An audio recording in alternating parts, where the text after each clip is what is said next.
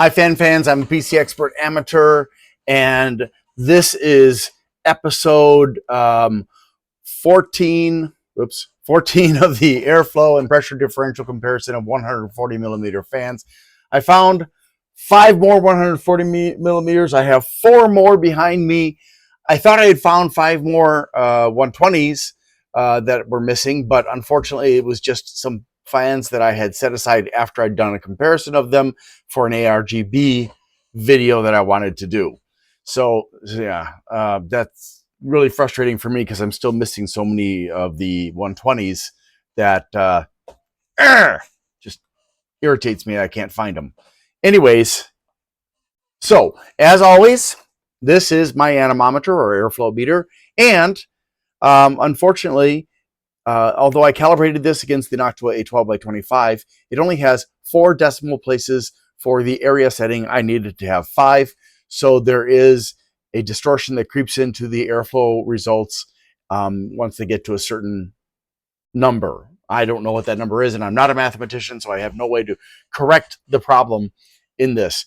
And I'm starting my new job tomorrow, but it doesn't pay that well. So I probably will, unless other people join Rudik in supporting me financially, I probably will never be able to buy a better airflow meter.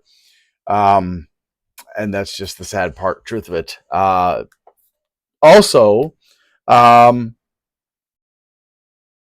good news is that despite the distortion, I can use the airflow results to continue to rank fans. Now, the fans that we're looking at today are the NZXT F140P, which has a model number of RF-P14SF-W1. Now, I do want to mention that just like all the other NZXT fans, this one does not register with my Zalman FC3 fan controller for the RPMs. It's very, very, very annoying. It doesn't happen much with most other brands, but for some reason, it happens every time with them, with their fans. And I have the Alphacool Rise Aurora fan, ARGB. I believe it's ARGB, or is it RGB? I forget. Then the Akasa Viper, the Phobya Nano G14 PWM, and the SilverStone FHS 140. Yes, I finally got to this. Now, this may be strong enough to defeat the #1 fan on the list. I'm not sure yet. I haven't looked. I wanted to keep it a surprise for everybody, including me. So what I'm going to do next is I'm going to put the RPM test results up on the screen. And for those of you who are interested, take that information along with looking at the various aspects of the fans, like the diameter of the hub, the design of the blade and the frame, the distance between the blade side to side, the bearing type, and so on. And put in the comments down below, obviously, down below. I think for most people, that's where they are. Kind of a silly thing to say, but okay.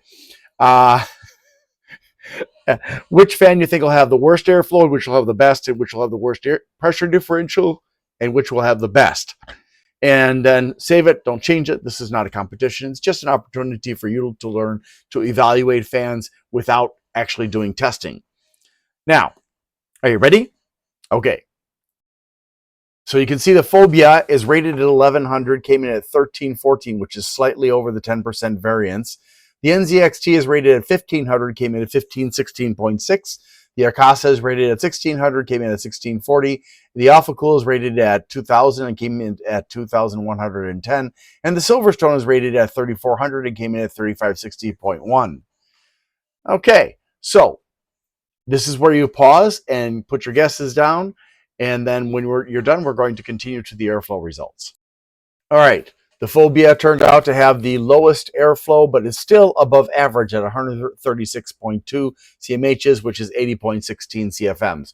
The NZXT came in at 200.4, making it excellent.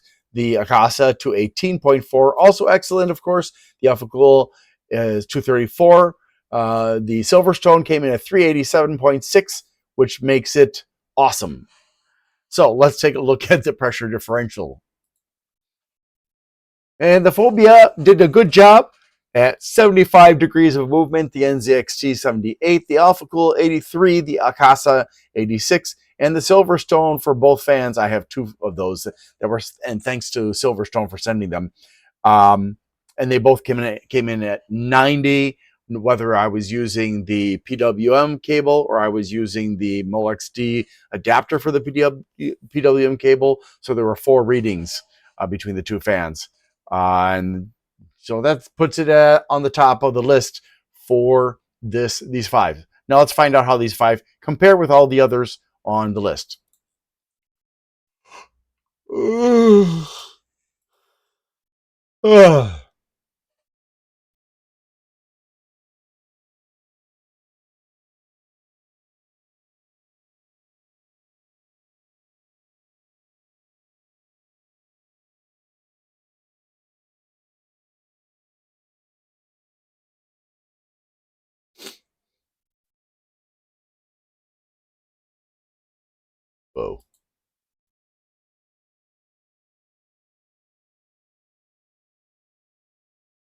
Gosh, I forgot to pause it. I thought I paused it, but apparently not. Sorry about that.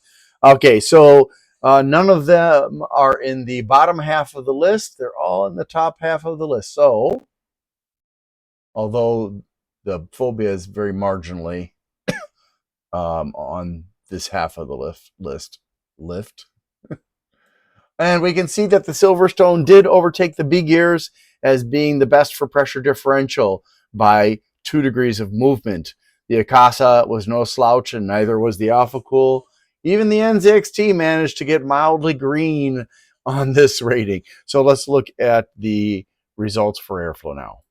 And airflow. So we can see that the Phobya is in the first quarter of the list at 136.2, but still above average. And the other 4 are all in the fourth quarter of the list. And the SilverStone did not defeat the Blue Gears because the Blue Gear has a massive amount of airflow, which I kind of was thinking that might happen because I thought I remember that the Blue Gears was in the 500s. But yeah, all right. It's still in second place. That's nothing to sneeze at. Now, we can see all 3 categories of information. I'm going to slowly scroll up. So whatever information you're looking for, hopefully you will find it. There you go. Now, I almost never see 140 millimeter fans on the donor site. It's almost always 120 or smaller, and often blowers. So I've got a bunch of blowers I haven't done yet, and a bunch of small fans I haven't done yet. However, my point here is that if you want to see more 140s, you're going to have to help me out. Again, the job that I'm starting tomorrow does not pay very well.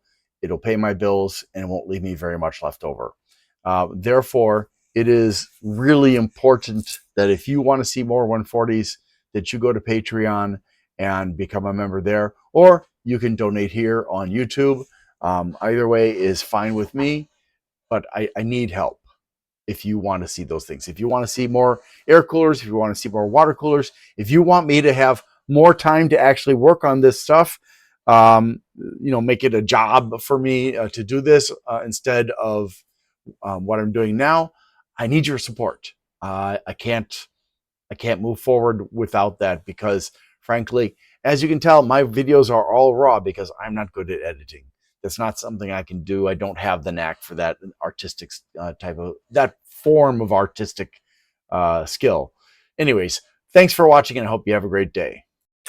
If you would like to help me and get something out of it by helping me on a one-time basis, you can go to my eBay channel, the PC Expert Amateur, where you can purchase the items that I have on sale there. There are lots of keyboards and mouses and some other items as well. I've got cable organizers with power supplies and a bunch of other stuff, a nice variety of things that I have reviewed in the past and I no longer need, and I need to make space. Plus, I also need the money. So if you want to do that, the information's on the screen. I need to ask for your help. Things have been challenging. Whose life hasn't been challenging lately? So if you can please help me out by liking, subscribing, sharing, commenting, and turning on notifications, that would be really, really super. Also, if you'd like to help me financially and you can't afford to, you can do a super thanks on my Glenn's Fast Reviews channel, or you can become a member there. Or if you prefer, you can go to patreon.com/GLENNMII and become a member there instead. Also, I'd like to give a shout out to Bleeping Computer for their support of my channel. If you need resources for computers, for getting rid of malware and learning about cybersecurity and stuff, Bleeping Computer, BLEEPING computer.com is a great resource. Thanks so much for watching and have a great day.